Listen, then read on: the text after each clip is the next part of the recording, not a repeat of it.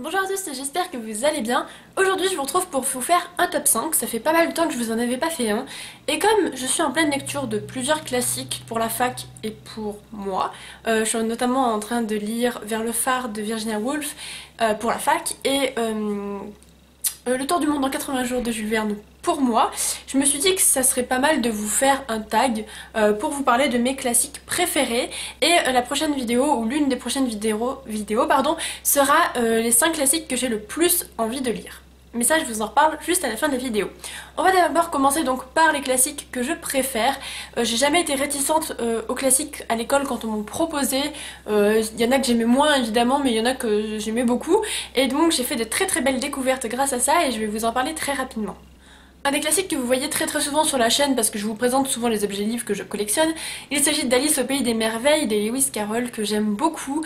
C'est vrai que c'est un livre que j'apprécie pour son écriture, sa folie, son univers que je trouve tellement particulier, pour son héroïne, pour les jeux de mots qu'il peut y avoir. C'est un classique que j'aime beaucoup parce que je le trouve finalement assez différent des autres et j'ai bien aimé je trouve que c'est un univers qui permet la création en fait. Je trouve qu'il y a beaucoup d'artistes qui peuvent s'en inspirer, de musiciens, de tout en fait.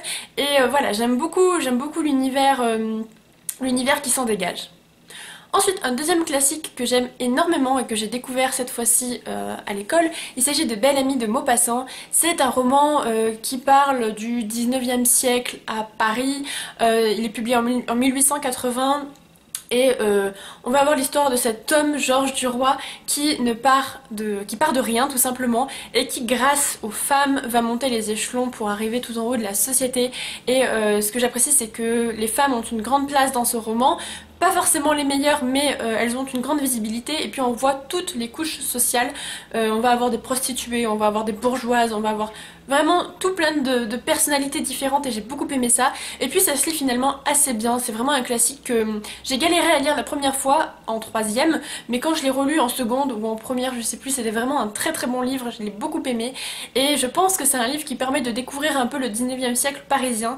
Et voilà, c'est un auteur Maupassant que je vous conseille beaucoup. Ensuite, j'ai envie de vous parler d'un classique qu'on voit très très très souvent sur la blogo. Il s'agit de Orgueil et préjugés de Jane Austen. Voilà, ça tout le monde le connaît je pense, c'est l'un des livres préférés, enfin il est parmi les préférés des blogueurs dans la liste des 100 livres préférés des blogueurs. Il revient très souvent, comme beaucoup d'autres de la même époque par des femmes anglaises. Et c'est vrai que moi aussi je l'aime beaucoup, je l'ai relu dernièrement et ça a été une très très bonne lecture. Je trouve que c'est un classique qui se lit plutôt bien, qui est accessible. Elisabeth est une héroïne très très attachante. Monsieur Darcy est vraiment très très chouette comme personnage masculin et je trouve que le roman dégage beaucoup de choses très intéressantes, ça se lit bien, ça permet de découvrir un peu la société anglaise de l'époque. Donc voilà, un classique à découvrir. Le film avec Keira Knightley est vraiment très bien, je trouve, moi je l'aime beaucoup, mais c'est un univers aussi qui permet la création et qui inspire beaucoup d'auteurs, etc. Et j'aime bien j'aime bien ça avec les classiques, donc voilà, je vous en parle très prochainement dans une vidéo, mais c'est un classique que j'aime beaucoup et que je vous conseille si vous n'avez déjà pas lu. Je suis en train de me rendre compte que finalement il n'y aura pas un top 5 mais un top 6, mais c'est pas très très grave. Le prochain livre dont je vais vous parler, il s'agit plutôt d'un auteur en fait, il s'agit de Stefan Zweig, qui est un auteur plutôt du XXe siècle, il me semble plutôt vers les années 1940 je crois. Et c'est un auteur que j'ai découvert un peu par hasard. J'ai vu son livre à la bibliothèque universitaire et je me suis dit que ça pourrait être très très chouette de le découvrir. Et je ne me suis vraiment pas trompée, c'est un auteur que j'aime beaucoup. La plupart de ses livres traitent notamment de la passion amoureuse et c'est quelque chose qui m'intéresse, c'est toujours très très bien fait. Ce que je trouve assez fascinant dans ces histoires, c'est plutôt des nouvelles en fait, ça fait à peu près une centaine de pages, c'est qu'il arrive à créer un récit dans lequel un personnage va nous raconter un récit. C'est-à-dire qu'on pendant à peu près 15 pages, on croit à une situation initiale, mais en fait, ce n'est qu'un prétexte pour nous parler d'un autre récit, et c'est toujours très intéressant, ça fait à chaque fois, enfin les 3 livres que j'ai lus c'était ça. J'avais lu Le joueur d'échecs, celui que j'ai le moins aimé. J'ai lu 24 heures dans la vie d'une femme que j'avais beaucoup aimé et j'avais lu Lettre d'une inconnue que j'avais beaucoup aimé aussi. Ça se lit bien, ça se lit vite, c'est intéressant, ça permet de découvrir un auteur contemporain, entrer dans les classiques je trouve et du coup voilà c'est un auteur à découvrir. Ces livres sont intéressants, même si ça traite de la passion amoureuse c'est vraiment très intelligent. Voilà, moi qui n'aime pas la romance, j'aime beaucoup ce qu'il fait et il est aussi très connu pour ses biographies puisque c'est un très grand biographe qui a fait les récits de nombreuses vies, celle de Marie Stuart, celle de Marie-Antoinette, celle de Freud, celle de Amerigo Vespucci, enfin bref, il a pléthore de biographies à son actif et je trouvais ça, j'aimerais beaucoup les lire en tout cas, je trouve qu'ils sont qu'ils ont l'air intéressants et ils sont souvent très bien notés aussi d'après ce que j'ai pu voir. Donc voilà, un auteur à découvrir. Un autre auteur à découvrir, il s'agit de Eugène Ionesco, qui est très connu pour notamment Rhinocéros ou La cantatrice chauve, etc. Beaucoup commencent avec Rhinocéros, je pense que c'est pas le meilleur.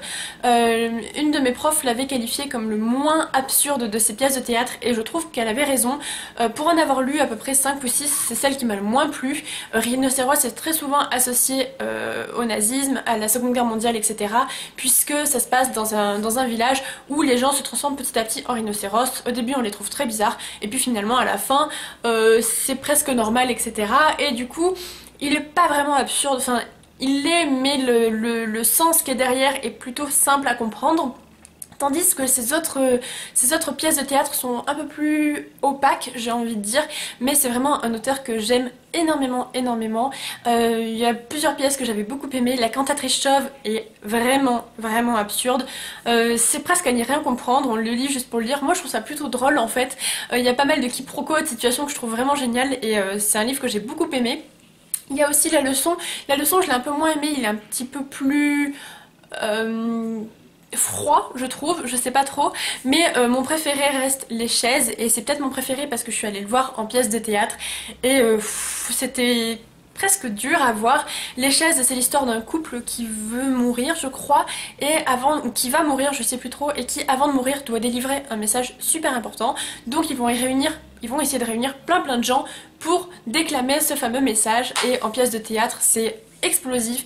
Un moment la femme, l'héroïne se met sur une chaise et déclame quelque chose qui m'a bouleversée, je me suis mise à fondre en larmes sur mon fauteuil, voilà c'était vraiment très bien, c'est un auteur que j'aime beaucoup une nouvelle fois. Et mon classique préféré que j'aime d'amour, je l'ai lu en première année de fac, donc l'année dernière, et quelle découverte, j'en suis restée sur le cul, voilà, c'est le cas de le dire. Il s'agit de 1984 de George Orwell. Suite à ça, j'ai pu lire La ferme des animaux qui est tout aussi très bon, que je peux vous recommander de commencer par La ferme des animaux qui est plus petit, plus simple à lire peut-être que 1984, mais je trouve que 1984 a une profondeur extrême. Voilà, c'est deux romans à lire absolument je pense. La ferme des animaux c'est très intelligent, c'est l'histoire d'une ferme d'animaux qui va se rebeller contre le fermier et la fin vous laisse sans rien en fait.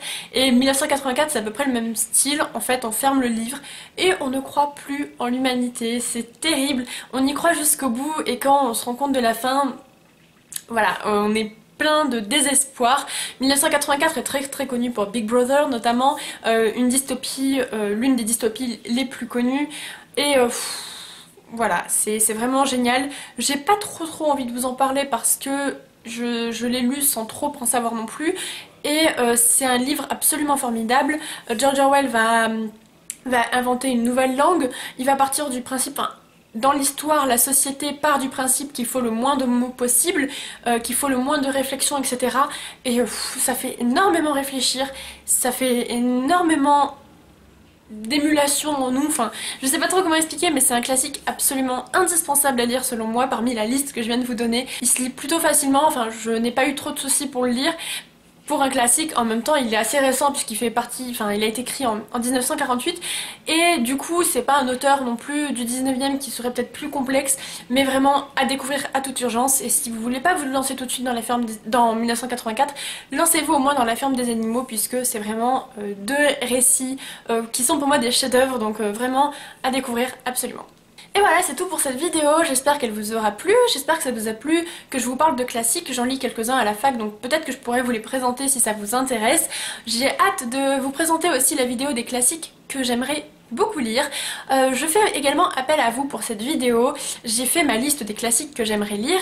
J'ai posté aussi une photo sur Instagram pour vous demander quel était votre classique préféré et il y en a un qui est revenu très souvent, donc je pense le rajouter à ma prochaine liste et je vous pose la question à vous.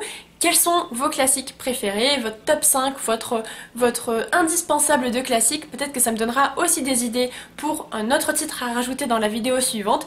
N'hésitez pas à me le dire. Moi en attendant, je vous souhaite de faire de très bonnes lectures. Bye!